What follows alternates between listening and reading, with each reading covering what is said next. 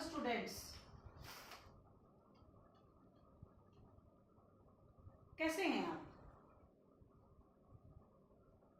व्याकरण की दुनिया में आप सबका एक बार फिर से स्वागत है पूनम शर्मा के साथ। वर्ण हम अपनी पहली वीडियो में कर चुके हैं, फिर भी विस्तार से वर्ण करने बहुत आवश्यक हैं, जिसका कुछ भाग हमारा रहता था, वो ध्यान से सुने। वर्ण संयोग, सम जमा योग से बनता है संयोग। वर्ण संयोग क्या होता है? खाली संयोग देखा जाए तो मेल, मिलना। तो यहाँ पर वर्ण संयोग हुआ, दो वर्णों का आपस में मेल, क्या कहलाता है? वर्ण संयोग कहलाता है। जैसे क जमा ई, क्या बन जाता है? की। अर्थात एक व्यंजन है और एक स्वर है। तो क्या समझे? पहला नियम, व्यंजन और स्वर का संयोग। जैसे कि आप परिभाषा में भी सीखते हैं, व्यंजन वो वर्ण होते हैं जो स्वरों की सहायता से बोले जाते हैं, यानी स्वरों के बिना व्यंजन का कोई महत्व नहीं है, वो अधूरे होते हैं। उन्हें पूर्ण रूप के लिए स्वरों की आवश्यकता पड़ती है। स्वर जब व्यंजन के साथ मिलते हैं तो मात्राओं का काम करते हैं, उसे मात्रा बोलते हैं, जिसमें अ की कोई मात्रा नहीं होती। अब यहाँ पर आप देख रहे हैं, क के साथ कौन से स्वर का प्रयोग है? अ, जिसकी कोई भी मात्रा नहीं होती है। और क के साथ आ, 12 खड़ी भी जिसको बोलते हैं, जो सीखनी बहुत जरूरी होती है। अब यहाँ पर बात कर रहे हैं हम व्यंजन के साथ स्वर का संयोग। जब स्वर व्यंजन के साथ मिल जाते हैं तो मात्राओं का काम करते हैं। जैसे क, का, की, कु, कू, के, को, कंग, कह। दूसरा नियम, व्यंजन का व्यंजन के साथ मेल। द्वित्व व्यंजन भी हम इसको बोल देते हैं। इसका नाम हम रख सकते हैं द्वित्व व्यंजन। दो व्यंजन साथ में, एक अधूरा होता है और एक पूरा होता है। जैसे बच्चा, मिट्टी। बात अब आती है इनको लिखने की कि कौन सा व्यंजन कैसे लिखा जाता है। कैसे? 3 प्रकार के व्यंजन, मतलब पाई वाले व्यंजन। पाई, इस खड़ी रेखा को पाई बोलते हैं।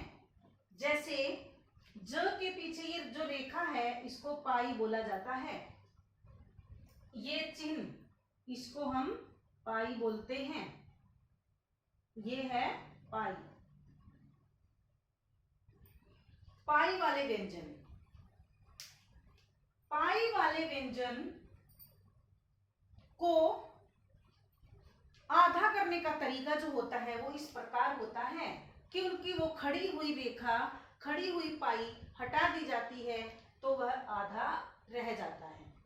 ये होता है उसका संयुक्त रूप या द्वित्व व्यंजन का प्रयोग, या इस व्यंजन को आधा करने का तरीका। आधा मतलब स्वर रहित। जब हम अब यहाँ पर ज के साथ अ नहीं है, कोई स्वर नहीं है, जब हम इसके साथ स्वर मिलाएंगे तो इसके नीचे हलंत आ जाएगा, और जब यह शब्द रूप में प्रयोग होगा तो इस रूप में होगा। समझ रही हैं?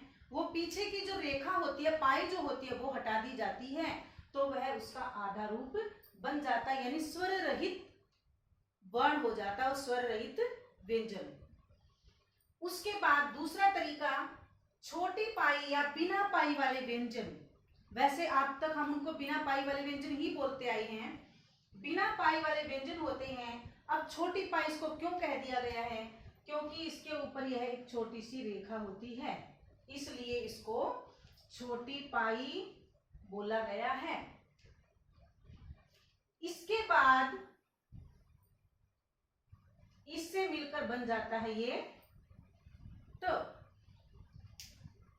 बात हम यहाँ पर क्यों कर रहे हैं इनकी, कि इनको तो स्वर रहित बनाने के लिए हम वो हटा देते हैं पाई, इनको हम स्वर रहित करने के लिए क्या करते हैं, जैसे मैंने उदाहरण दिया था यहाँ पर मिट्टी, तो इनका कोई भी आधा रूप नहीं होता है, इनको आधा रूप देने के लिए इनके नीचे हलंत लगाया जाता है, जैसे खट्टा। तो ट को हम आधा रूप नहीं दे सकते, इसलिए इसके नीचे हलंत लगाया जाता है। तो यह बिना पाई वाले व्यंजन को आधा बनाने का तरीका। इसकी एक बात विशेष और होती है, जैसे इन वाले व्यंजन को जब हम लिखते हैं और ई का प्रयोग किया जाता है, तो वह, अब जैसे द्वितीय यहां पर मैंने लिखा है, तो द्वितीय ई की मात्रा व पर बोली गई है, ई की मात्रा व पर बोली जाती है, तो व पर ही आई है। और यह जो वर्ण आप देख रहे हैं, यह बिना पाई वाला वर्ण है। इसका आधा करने का तरीका या स्वर रहित करने का तरीका हलंत है। तो मात्रा उसी वर्ण के आगे से जाएगी जिस पर वह बोली जाती है। दूसरा, जो पाई वाले व्यंजन होते हैं, पाई वाले व्यंजन जब हम आधा कोई वर्ण होता है और मात्रा ई की आती है, तो वह इसके आगे से जाती है। यह आप ध्यान से देखेंगे। और इसमें मात्रा जिस वर्ण पर बोली जाती है उसी के आगे लगती है। ये तरीका भी आप अवश्य सीखें। उसके बाद बीच वाली पाई, एक पाई बीच में होती है, दो ही वर्ण ऐसे होते हैं, क और फ। बहुत ही आसान तरीका, पाई ये भी है लेकिन ये बीच में लगी है। इनका स्वर रहित करने का तरीका होता है ऐसे, इसको हम ऐसे स्वर रहित कर देते हैं, इस तरीके से। अब र संबंधी नियम, र संबंधी नियम बड़ी सावधानी बरतने की आवश्यकता है। स्वर रहित र, यानी जब र आधा होता है, यानी उसके साथ स्वर नहीं है, स्वर रहित, तो वह र अपने आगे वाले वर्ण के ऊपर लगता है। जैसे व र बीच में बोला गया है, तो ण बाद में है, उस बाद वाले वर्ण पर ये र लग जाता है। इस र को रेफ कहते हैं। क्या कहेंगे इस र को? रेफ। यह इस र का नाम है। इसको बोलने का तरीका होता है जल्दी, यानी आधा ही रूप हम इसको बोलेंगे। बहुत से इसको वर्ण बोल देते हैं जो कि गलत होता है, तो हम इसको बोलेंगे वर्ण। पर्व, क्या बोलेंगे? पर्व। र आधा, आधा है तो इसका उच्चारण भी हम आधा ही करेंगे। उसके बाद ये तो हो गया स्वर रहित र। एक होता है र, तो पूरा है स्वर सहित, लेकिन र से आगे वाला जो वर्ण होता है वो आधा होता है, तो र हमेशा पैरों में लगता है। जैसे प्रथम। अब बात यहाँ पर प्रथम, ये र यहाँ पर पूरा है और प आधा है। र से आगे वाला वर्ण जब अधूरा होता है या स्वर रहित होता है, तो र उसके पैरों में लग जाता है, जिस र को हम पदेन र बोलते हैं। पदेन पैरों वाला पूरा होता है, ऊपर ऊपर वाला बिना पैरों का होता है, इसलिए उसको आधा बोला जाता है। ऊपर जो चला गया वो बिना पैरों का हो गया यानी अधूरा, और जिसके पैर हो गए वो पूरा। ये बात ध्यान रखें। तो ये है र के लिखने का तरीका। बोलने का तरीका भी क्या होता है, एक तो होता है कर्म, कर्म, इसमें र को हम बोलेंगे र, कर्म। एक ये होता है क्रम, इसमें क आधा है, क्रम, र पर दबाव डालकर बोलेंगे।